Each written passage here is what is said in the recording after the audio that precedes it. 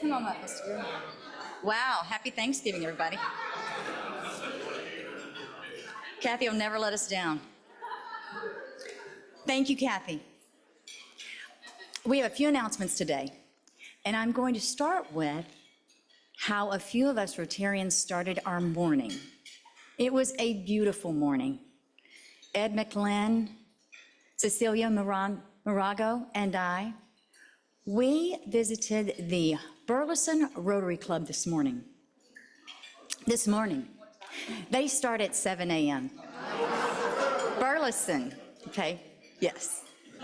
It is an awesome club. It was wonderful. And our own Miss Cecilia, she was the guest speaker. Yes, she made us very proud. She shared her story of being a polio survivor. Very telling, and don't worry, we'll be having her to share more. It was very inspirational. And she also, of course, presented our Rotary Club flag to them, our Rotary Club of Fort Worth flag. Just want to say thank you to Cecilia and to Ed for being there. It was wonderful. It was great. It was great. Don't worry, we have photos. If you haven't seen them, we do have some photos. Oh, wonderful. Now, another announcement. How many in this room, I know we have a lot of guests, you can just raise your hand if you want to. How many in this room know that we have 2 endowments with our Rotary Club?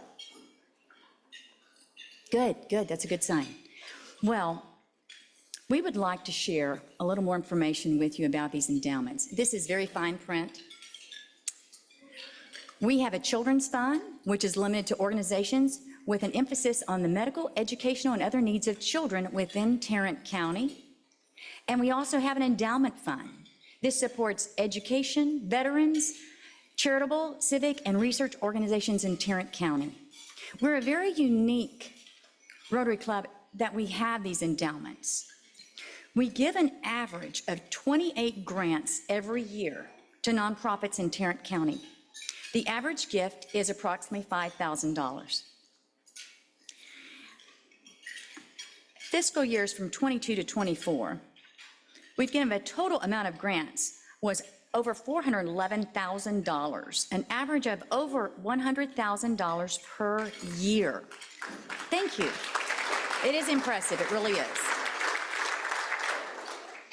And our club has a history of recognizing these gifts by each person giving $100 in addition to each billing cycle. Why am I bringing this up? Yes, dues are due.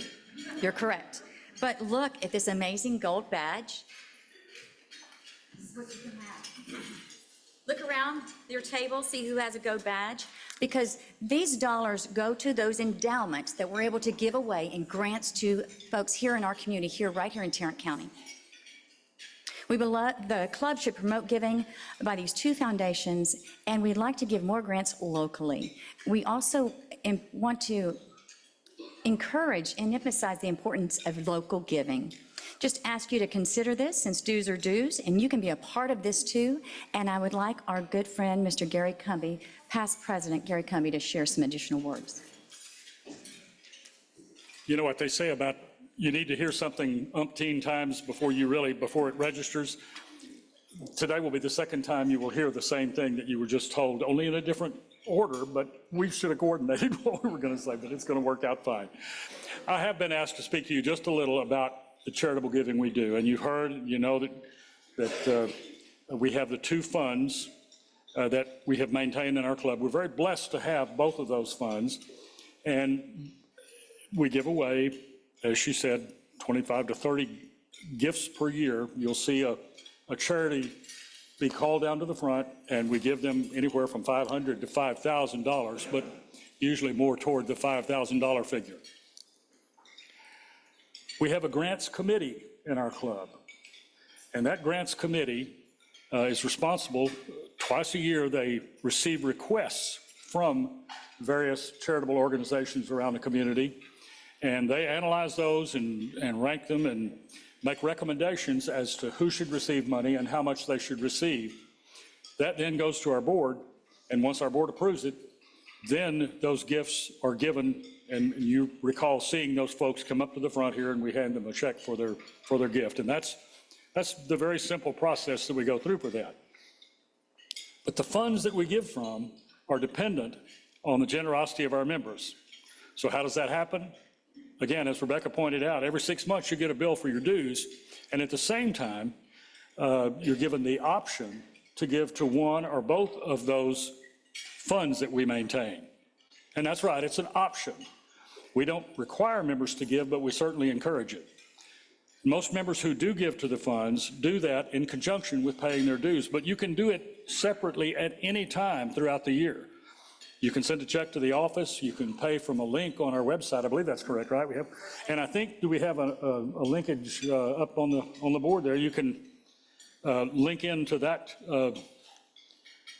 image, and that'll take you to an opportunity to make a gift to our funds.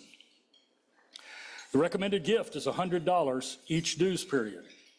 That's twice a year, so that's $200 a year. Again, it's optional. You can give less, you can give more, or not at all. But when you give whatever amount, you'll know that you're part of the charitable giving that our club does to those various organizations that we bring down here and give checks to. And when you make that gift, you can designate which of the two funds you want to give to, or you can divide it between the two of them. There's even a third way you can carve off all or part of your gift, and that is we have within our general fund, we have a military fund that you can make a gift to as well. So those are the three options you have when you make your gift. We have several ways of recognizing your gifts, and our president mentioned the gold badges. If you look at the center part of your badge, if it's white, we love you. If it's gold, it means that you've given at least minimal $100 for the current period. And so that gold badge is something you can, like I say, you can move toward if you want to do that, to participate in that giving. There is more.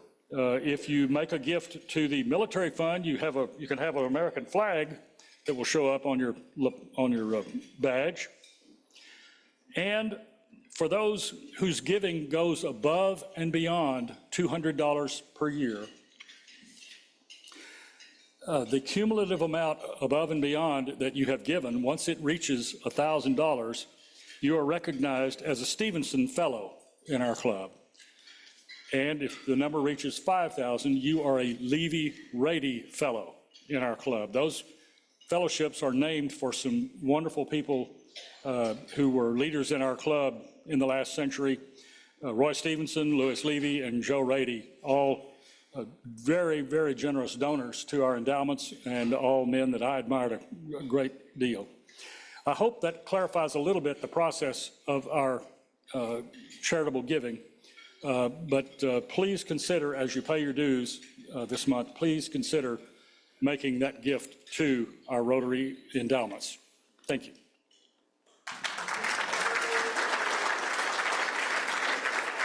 Thank you, Gary. We have a couple more announcements. Please give a warm welcome to Ryan Barrera with Campfire First with a We Care Christmas update. He'll be followed by Tim Halden with Spectrum Communications, who'll be sharing a couple of updates with us. Gentlemen. Thank you, President Rebecca. Good afternoon, friends. Please pay no attention to my badge. That needs to be gold pretty soon. But thank you, Gary. All right, so I'm here on behalf of the Community Outreach Committee to share about the 2024 We Care event.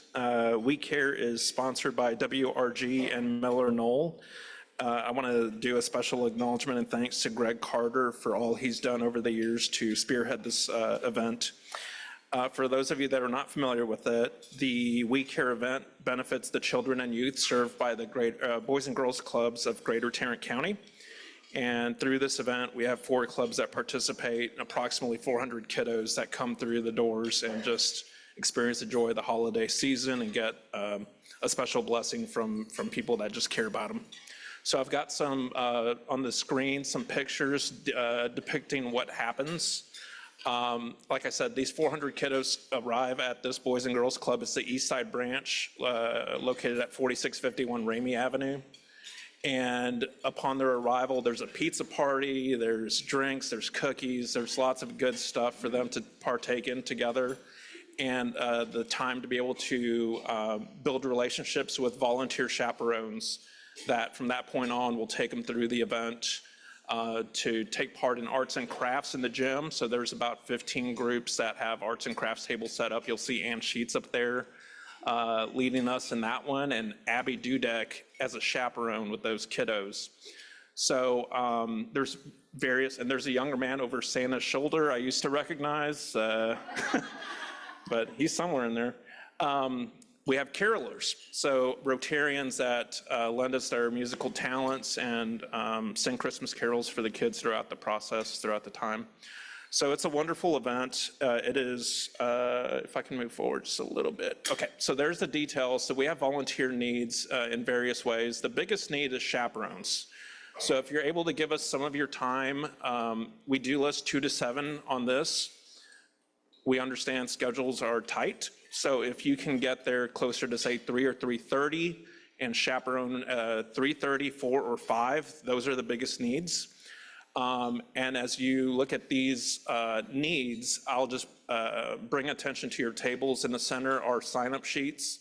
If you'll look at that and just sign up, consider it your interest, Greg Carter will reach out and determine what you can or cannot do, and we'll find a fit for you. But yeah, if you have any questions, contact me or Greg, and it is Tuesday, December 10th, and we hope to see you there. Thank you.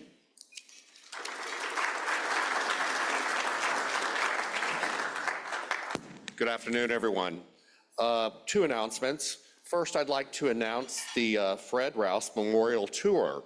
So on Saturday, December 7th, between 10 and 1, the Tarrant County Coalition for Peace and Justice, along with Transform 1012, has created this tour that will follow take the guests through the last sites of the last days of Mr. Fred Rouse.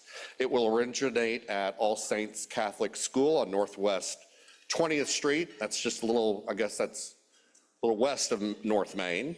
And the Rotary Club will send out an email announcing further details on that.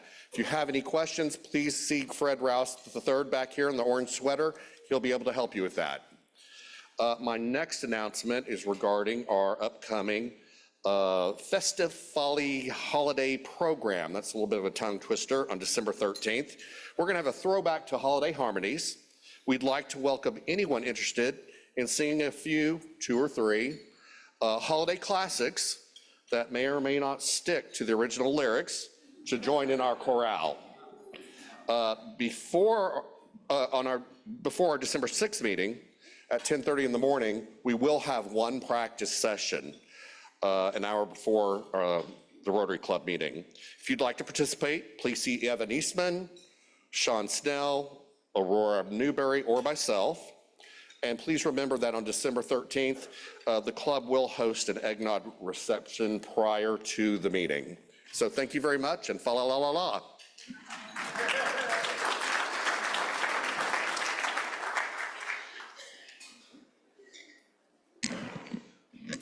Thank you, Ryan and Tim. Okay, it's time for one of our favorite things. Membership time. Please welcome our own President-elect, Kathy Sheffield, with Lena Pope. She'll be sharing 2 second readings. Thank you. Thank you. It must be the gold badge. It made me laugh. We have 2 second readings today. The proposed members are John Kirk. His title is Sales Manager, Company Linear Roofing and General Contractors, Classification Contracting, Proposer Corey Harris. I move his election subject to attending a new member Rotary information session. All in favor? Any opposed? The ayes have it. He is hereby elected. Welcome, John.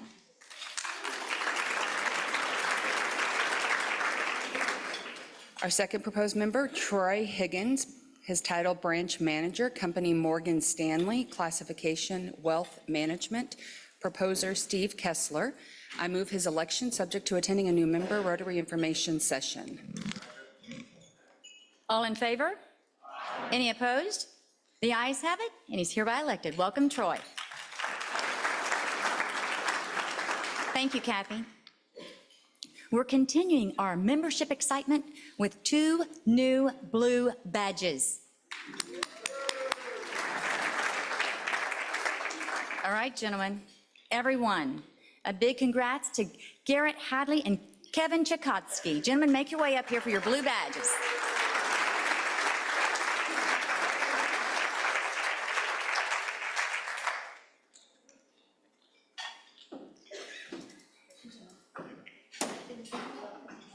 Those blue badges would look great with gold inside. I knew that was coming. But I do want to give them an extra congrats. These gentlemen have been busy on working with committees. How long did it take to get your blue badges? A month? 2 months. 2 months max. They did a great job, and they have been so active. Thank you, thank you. Our fellow Rotarians, great job.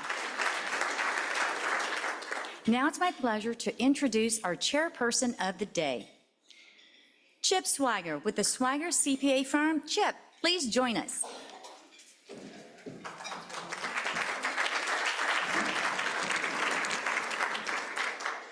Howdy, y'all. It's an exciting day at the Rotary Club of Fort Worth because we're going to talk about what I think is one of the crown jewels of Fort Worth, one of the crown jewels of the state of Texas, and in fact, one of the crown jewels of the American West. And to do that, we're going to have Paul Payne. I'm going to tell you a little bit about Paul before he comes up. Paul is no stranger to Rotary Club. He's seen many friends since he's been here today with us. He's seen a couple of people who he asked them to be nice. I'm not sure what that's about, but let me tell you a little bit about Paul before he gets started.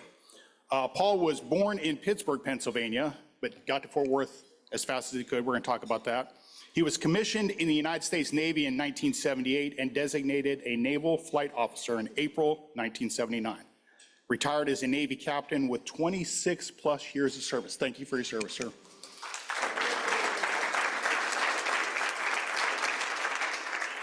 During that time, he accumulated over 3,400 flight hours and has 294 carrier landings, and that is not easy. And he's also a graduate of the Navy Fighter Weapons School, also known as Top Gun. Probably taught Tom Cruise everything he knows about flying jets. He commanded an F-14 Tomcat squadron, served 3 years in the Pentagon, working on naval aviation budget requirements, and was the commanding officer of Naval Air Station Joint Reserve Base, Fort Worth, from 2002 to 2004. So when he and his family had a choice after he retired from the military to land anywhere, they stayed right here in Fort Worth and started to make contributions to our community. And boy, did he make contributions. So Paul was the president of the Near South Side, Inc. from 2005 to 2018. He administered the Near South Side TIF District Number 4, and he was the senior program manager for the North Central Texas Council of Governments, working with the communities around Naval Air Station Joint Reserve Base, Fort Worth, for the implementation of compatible growth and development from 2021 to 2023. And then we're very fortunate that he is currently the president of the Fort Worth Stockyards, Inc., and is the lead in planning liaison and area advocate for the Stockyards. Paul holds a Master of Arts in Strategic Studies from Naval War College and a Bachelor of Science in Business Administration from Duquesne Universities. Paul's been married to his wife, Carmel, for 43 years, and they have 2 children, and I learned 3 grandchildren. And Paul mentioned to me that if he knew how great grandchildren were going to be, he would have had them first. Ladies and gentlemen, if you will join me in welcoming Paul Payne.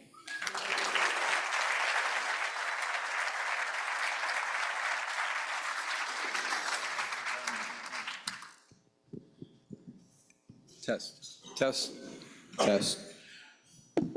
Most of that was true. It's an honor to be back. These are conflicting.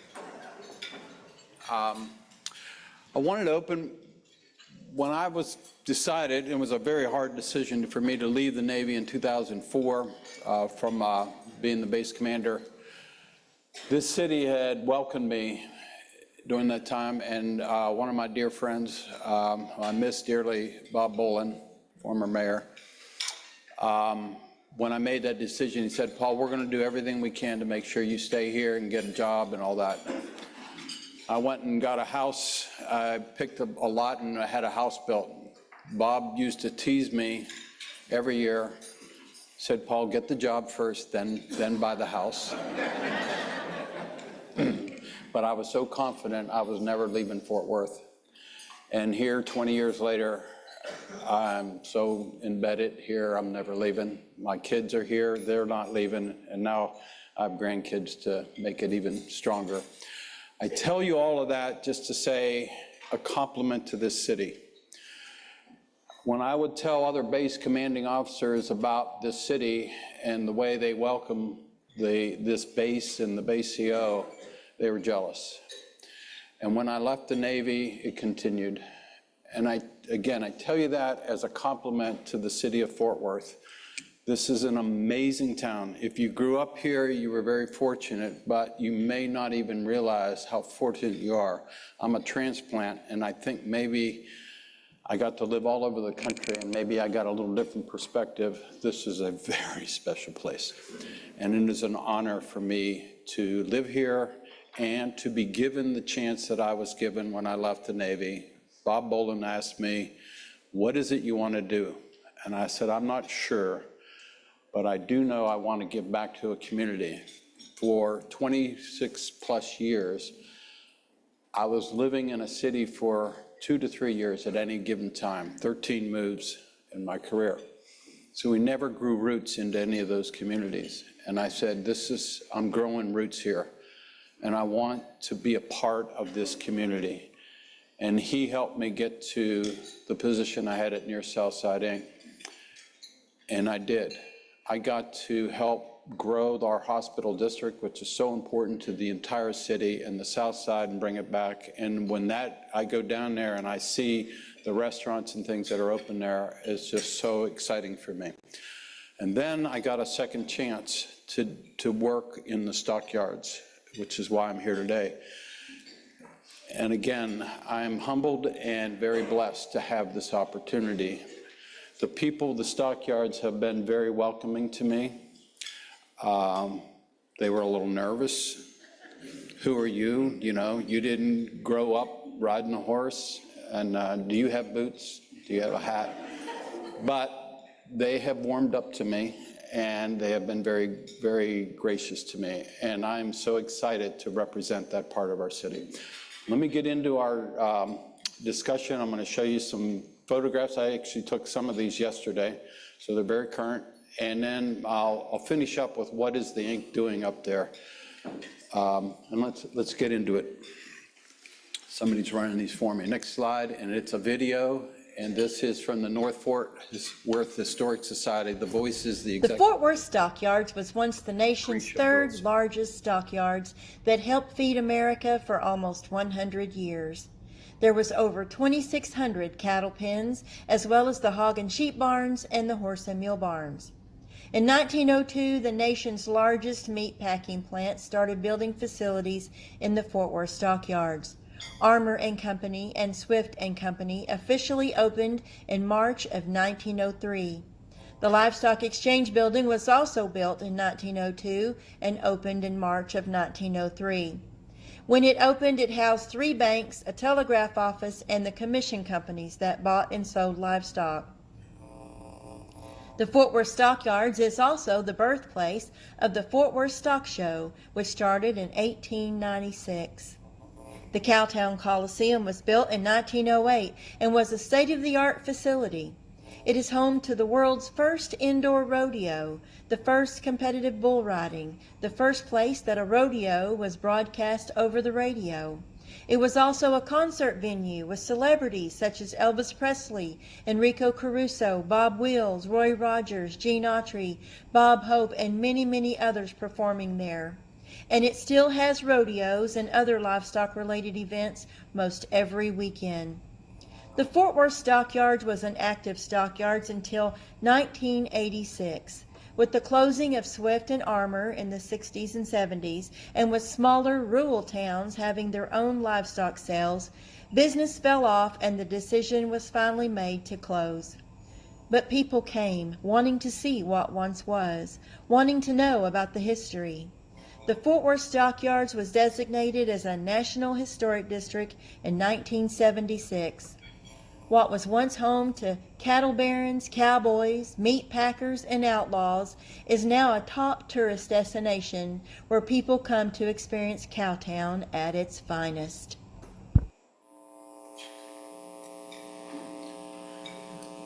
Press the next slide. Thank you. That was a great overview. I did get Teresa's permission to view that. It is on YouTube, and it's a great overview, a real quick overview of the history. I'm still fascinated to know that our Cowtown Coliseum was the first indoor rodeo. I think that's a fascinating little statistic.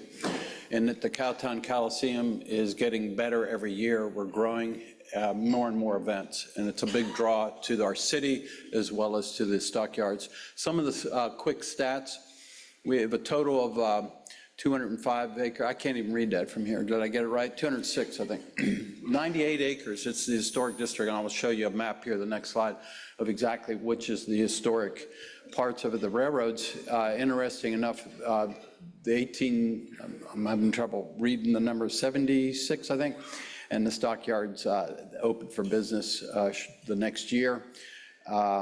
And then the district, it was said in the video, was 1976. But today, 190 businesses. A lot of it has to do with Craig Cavalier and Heritage, the Hickman family and Majestic, and all the work that they've done to bring us phase one. I'm going to give you a little bit of information on their phase two that Kaylee Wilkie has authorized me to share with you.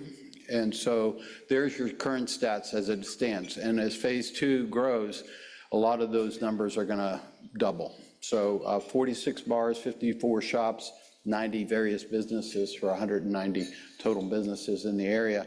2017, next slide, was the form-based code. So there's your breakdown of that. That orange in the middle, that's your historic 98 acres. That's the core of the whole area. The darker blue, the transition district, and then the edge, that's your form-based code. And that'll help us shape our future. So that was very important. That was established in 2017. Next slide. So here were the major parts of the phase one: Mule Alley, Drover Hotel, East Exchange. Here's a note on Drover Hotel. It opened in 2021. Anybody remember anything going on right then? Now, if you were running a hotel, would you have picked that year knowing what was going on? You know what? They've been in the black since year one. COVID didn't slow them down. They drew people here, and they've never looked back. They nationally recognized, won multiple awards. So it's an amazing hotel if you haven't gone to see it. And I got to see it all decorated last year for the first time at Christmas time. And if you haven't done that, it's worthwhile. Just go up there for lunch and see all their decorations. Please do that. Next slide, please. So that's the way it used to be. And the next slide, I tried to get the same angle. I took this yesterday, a little different from where it was to where it is today. We're getting the Christmas decorations up there and the shops and everything. It's beautiful. Next slide.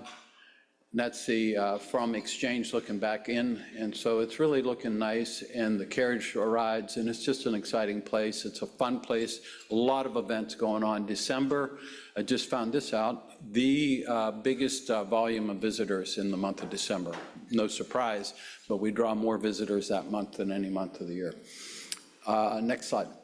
So there's your Drover Hotel, world-class, and 200 rooms, and they'll be adding to that eventually on the back side toward the Bruin Creek. Next slide. So there is, I took that yesterday. So I'm on East Exchange, and I'm looking west, and you go up the hill on the west side there. Very rare, quite frankly. I'm surprised at how many visitors are there at any given time. So it was kind of unusual. The reason why it's kind of empty, I think they were getting ready for the cattle drive, so there were a lot of people already gathering behind me where I took the picture. Next slide will show you what it normally looks like. That was Officer Salzar sent me that picture a week ago last Saturday and said, we're getting a lot of crowds here. So that's a typical weekend, quite frankly. It's an amazing place if you don't realize that, how crowded we get. Next slide. So Visit Fort Worth does an amazing job with our herd. They do 2 cattle drives a day, 11:30 and 4 o'clock every day, unless it's bad weather. And that cattle drive is a big reason for the draw to the stockyards. So this year we are estimating we're about 9 million visitors. To the city of Fort Worth, for everything that the city has to offer, about 11 million come to the city. 9 million come to the stockyards. The thing about the stockyards, this is an important stat to me, is most of those visitors don't come to the stockyards just solely because of the stockyards. It's because they came because of a concert, the rodeo, a football game, something else, a convention. There's something else that brought them here to the city. And then they said, while I'm here, I want to see the stockyards. That's why our numbers are so close to our wonderful downtown, that Andy has done an amazing job in just creating an environment people want to come and visit our downtown area. But while they're here, they're seeing the stockyards. And about 70% of the visitors are within a 50-mile radius. I'm sorry, the other way around, outside the 50-mile radius come. And then, so I think that's interesting. So we have a good mix of local people continuing to visit our stockyards, as well as people outside that 50-mile radius and inside the state of Texas and around the world. Next slide. So there's phase 2. I put a box around it. Some people know that as Willie's picnic area. So I think maybe it was around 20 years ago or so, but Willie Nelson actually came, put on some concert. I've heard he put on multiple, and they would play down in that area, and it got nicknamed Willie's picnic area, which I think is pretty interesting. And next slide. So I know that's hard to read, and I certainly can't read it, but there's the stats of the things that they're going to do. There's going to be 4 different areas of focus of the things that they'll do. More shops. There'll be 2 underground garages that they've worked with the city on trying to get funded. They'll spend the next year on the planning, and then in 2026, they'll start the project. They'll have to build the garages first. Once those are done, then they can build above it and go vertical. And they have to have it all done, open and operating before the end of 2032. So phase 2 will be coming in pieces and growing. Next slide. So there's a drawing. We're kind of looking north. So the upper left-hand corner, just off the page, but it has a block up there, is Billy Bob's. And the right side of the slide is Swift Meatpacking Building, or now it's an office building today. And everything in the middle is the new events of the phase 2. And so they're going to have event centers in there, 3 hotels, minimum of 500 rooms, bunch of shops and retail, and there will be residential. And that's just a different angle. You can see the arena down there on the bottom middle. They'll do some events in there, and it's exciting. Now know that this is a plan, and they're going to spend the next year into the details, and some of these things will change. That's why some of this is protected information, but I had permission to share this with you all today. Next slide. So there's some of the stats on the left side, another angle of Mule Alley. Next slide. So we have an app. That's Heritage has done that. Dina Newell's just done an amazing job, and she got that app done. So if you have a smartphone, just go to your app there that lets you download apps, and go to Stockyards and download that for free. And it's a wonderful resource for information for events that are there. If you're saying, hey, when is the ice skate rink open? It was last Monday. So it's open right now through the whole month of December, into December. Cowboy Santa will be up there. They got the Polar Express and concerts, the museums to see. All of that's on there, and the restaurants. And if you're going, what do they serve? I don't know. I haven't heard of that restaurant. They'll have the menus. So please go to the app and use that. It's an amazing resource that we just got this year. Dina Newell with Heritage did that. Next slide. Very proud of Trinity Metro. Is Rich here today? I don't know if Rich, he's not with us, but Rebecca is with Trinity. And so we're excited that I'm going to show you a slide here in a second. There's other routes that are coming, but the Stockyards Orange route was their first route, and it's been a huge success. We're just amazed at how many riders we've had, and every 15 minutes they'll arrive from downtown Sundance Square area and come up to the Stockyards and back. And it also, their last stop going north is going to be the train station on 28th Street, but you'll drop you off. We have a couple stops right there on Main Street, and it's $2 to Right, $2, I think, each way, $4 round trip. Very cheap, very affordable. I was told by, I forget, Worthington or Omni, somebody said, most asked question by a visitor in our hotels in Sundance Square, how do I get to the Stockyards? The answer is line 15, the orange bus. So this is one of the examples of the exteriors. There's 7 of them, and then the next picture is the interior. So you got a little bit of cowhide in there, making it look. And there's a mural that's not in that picture. That was one of the prototypes. There'll be a mural around the top that'll kind of a neat cowboy sky. Next slide. And there's your routes. So next one is the blue line. I call it the Andy Taft line.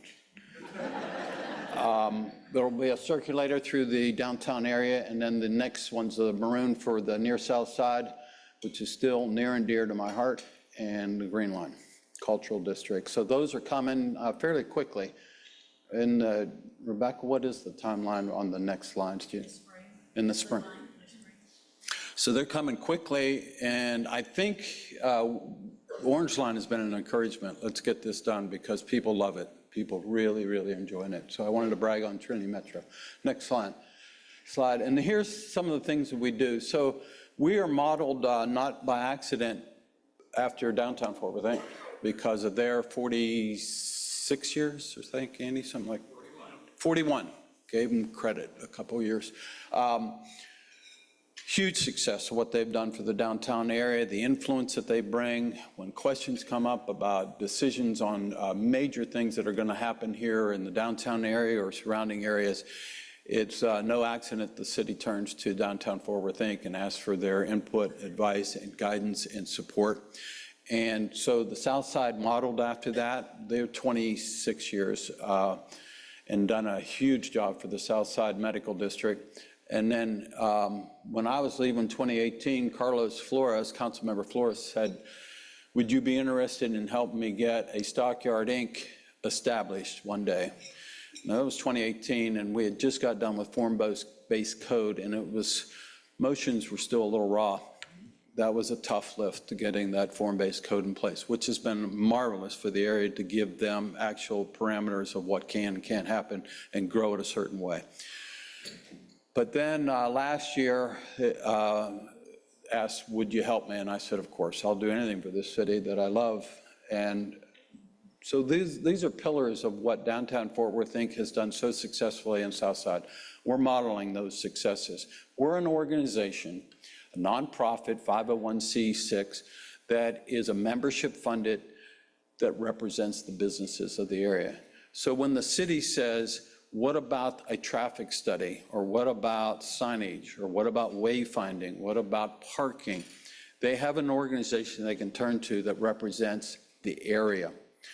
Prior to Stockyard Inc., they would turn to, invariably, the big dog is Heritage. And nothing wrong with that, it's great. And Craig always was gracious with his time and inputs and money, quite frankly, very generous in helping things and fund things when the city needed help, like the traffic study a year ago. Our entertainment district study, he put in 10 grand for that, Majestic did. So they've been awesome partners, and I don't want to take anything away from them, but they're a business. And if I were Craig and they asked me a question, I would be answering that through the lens of what am I doing? That's natural, nothing wrong with that. Stockyard Inc. says, no, this can be an organization that represents everyone here. And we fight for the area as a total. So we'll go all the way West Exchange up to Clinton and represent them equal to East Exchange to Stockyard Station and everything in between. So that's the difference. They work in harmony. There's no competition with it. We just give it a perspective from a group instead of a single business or development, which is quite large. But that's what we do. We're working on a bunch of things. I manage the Pit 11 up there, and what can we do with those funds? And we're trying to make Rodeo Plaza a little more inviting as a destination park. Invite them in to say, you know, you got museums here. And maybe we could do some music. You're right next to Billy Bob's. We got Los Vasqueros coming there. They're going to open up in December. So we're very excited what Rodeo Plaza does, but how could we make it more inviting? And things like that. Those are the things that I fight for, or quite frankly, Heritage wouldn't be. They're very, very busy with their own projects. Let me leave it there so we have time for questions. Do I have time for questions? Any questions? I'll open the floor. Yes, sir, Don. Sections are competitive, so tell people how much better we got here than the people in Atlanta and Denver and Phoenix. Quite honestly, and very sincerely, the cooperation in the city of Fort Worth, and I've heard this from business people that have come from other cities, and when I was on the south side, I've heard it here in the stockyards, and so when they come here, this city was really open to trying to work with people and help them. So we're very inviting and very welcoming, and I do think that makes Fort Worth different. It's a great question. There was somebody over here, and then I'll come back. Ann. Do you ever have a contest about the longest horns? I missed the question. Okay, since that picture of the trail drive had a picture of long horns. Yes. Do you have a contest about which Who has the longest horns? has the longest horns? Contest of which of the Longhorns have the longest horn. I've never heard of a contest, but every cattle drive, they announce what the longest horns is, and I think I heard them say it was like something like the longest one on record, help me here, I think it's like 11 feet or something like that. They're on average, they say around 6.5 feet is an average length, but I think it was up in Oklahoma, they had something that was close to 11 feet. But a contest in the stockyards, no, I'll come back. Ann, you had your hand. Well, I was one of the people you said to be nice, and I'm not sure why, because I would never be nice. That's true. Is there any consideration of closing exchange to traffic? Yes, I keep bringing it up. It's a tough question because we have the covered wagons, stagecoach, and then 4 covered wagons, maybe uncovered. They're buck wagons, and that's a business, and that street has to be open for them to do it. The other one is valet to the Drover Hotel and stuff like that. My question is, and I'm asking the police, I'll be very transparent about it, I'm asking the police to tell me how much more crowded does it have to get before because we have a limited number of police officers that are helping us keep it safe, till you say you don't have the resources to be able to manage the situation safely. And to me, that's the tripwire to say, okay, then we need to close it down. And I'm sorry about valet, you're gonna come in from 23rd Street in the back door.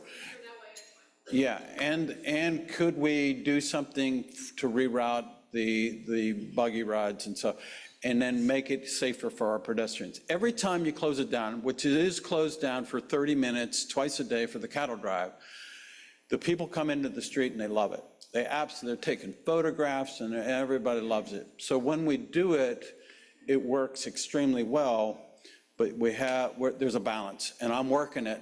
This is a delicate thing. That, quite frankly, is another reason that Stockyard Inc. would take something like that on and not a Heritage. I mean, you wouldn't expect a business to do that. It's absolutely a challenge that I need to deal with. And I'm working with the police, and my only right now, the way I'm approaching it is special events, special times only. So right now, number one, highest visitation day of the week, no surprise, Saturday. We have about 3 million visitors a year on Saturday alone. So right now, and then the second day, no surprise, is Friday. So maybe around 4 o'clock with the cattle drive, when you close it down for a cattle drive, we leave it closed for pedestrian only till 2 a.m., something like that. Amazing. I'll just take you on. Yeah. Gary, I promise to go back here and then I'll come back to you. Yes, sir. Two quick questions. First of all, Paul, thank you for your service to our country and to our city. You're welcome. Thank you. Grateful to have your talent here. Quick question, if you would refresh my memory on two stats. What is the total expected investment in phase 2? And then I heard a stat, I think it was about maybe 6 or 8 months ago, about how much the visitation has increased since phase 1 was complete in Stockyards. If I remember, it was something like over double, maybe nearly triple. Yeah, good questions. So the first answer, I see a number jumping, and I think it has to do with they're not done with the planning, and that's why that number has changed. It's not somebody being deceptive or whatever. So I want to be clear on that. I've $680 million in actual construction costs. It's $1 billion deal, but it's about 680, and that number will probably change over the next year as the plan starts to take more shape before they break ground on the garages. So that's a baseline that puts it in the ballpark. So about, as best I can tell, around 5-6 years ago, they had it just over 3 million visitors a year. Today, we have it at just over 9 million.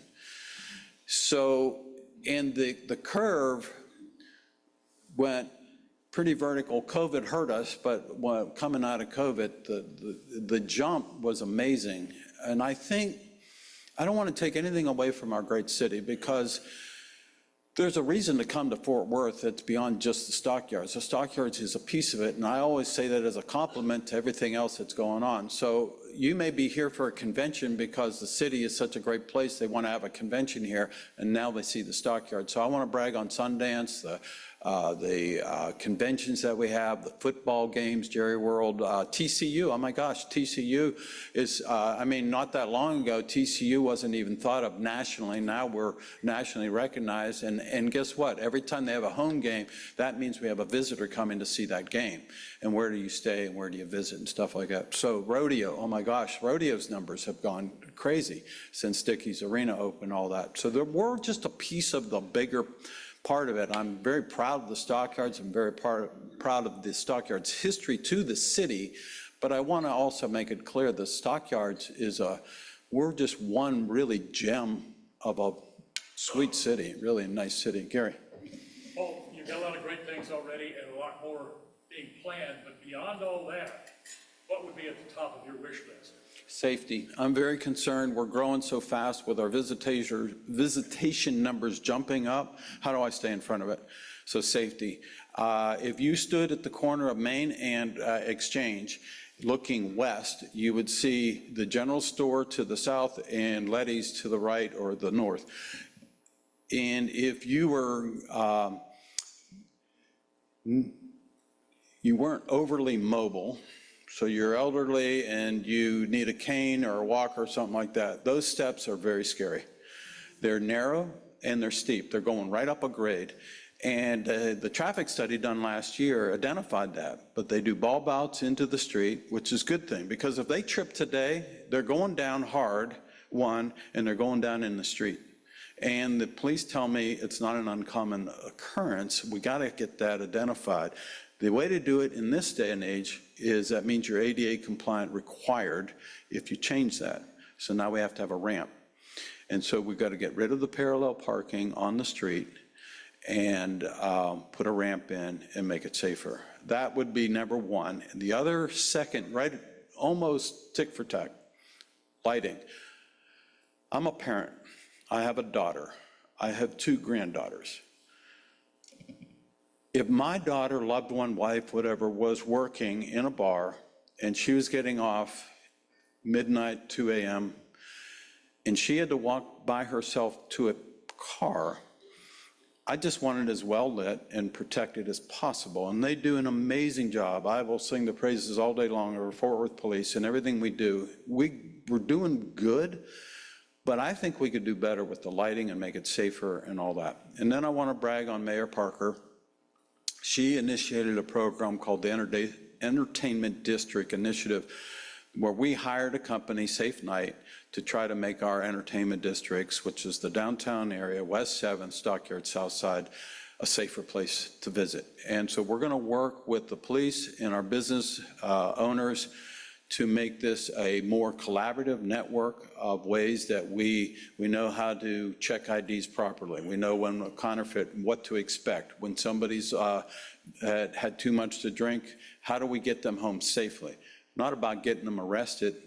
We're saying, no, you know what, you can't drive, and we're going to get you a cab, we're going to get you an Uber, whatever we're going to do, we're going to get you home safely. We want you back, but tonight you got to go home.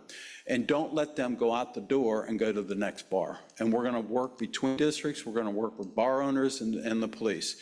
I'm very excited about programs like that, but I'm very, very concerned, in a general answer to your question, overall safety. We're growing, this area is growing so fast, if we don't stay out in front of it, we will have a bad experience.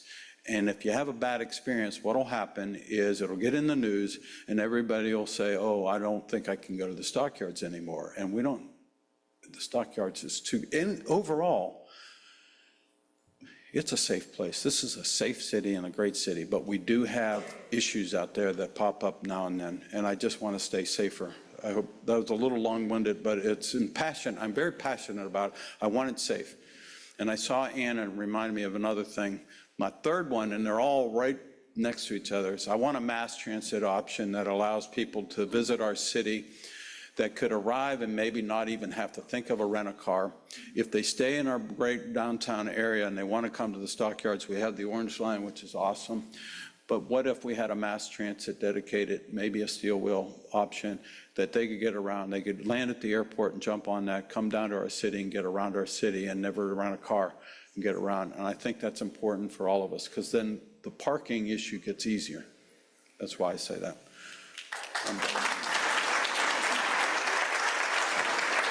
Paul, thank you so much.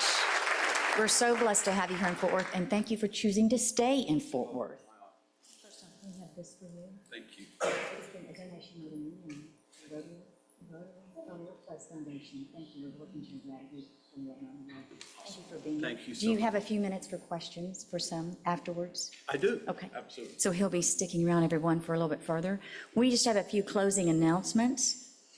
First, thank you again to our sponsor, Creative Office Furniture, and to Gordon Boswell Flowers for our beautiful floral arrangement. Everyone, sign up. There's a lot going on. Find your place, participate. We'd love you to join us at the upcoming activities and events we have. Dues are due. And also think about that gold badge you may like to have. You've also received by email our 2025-2027 Board of Directors nominees and voting link, so go and vote only once. Today we have our Board of Directors meeting at 1:15 in our Rotary office, 3rd floor, Suite 305, and next week, no meeting. Happy Thanksgiving, everybody. We'll see you back here Friday, December the 6th with the Fort Worth-Tarrant County Innovation Partnership. We will hear from Daryl Heath, Bobby Adea with Texas A&M University Law School, and Dr. Kim McQuiston, Texas A&M University of Fort Worth. Thank you for choosing to be with us today. We are adjourned. Have a great holiday, everyone.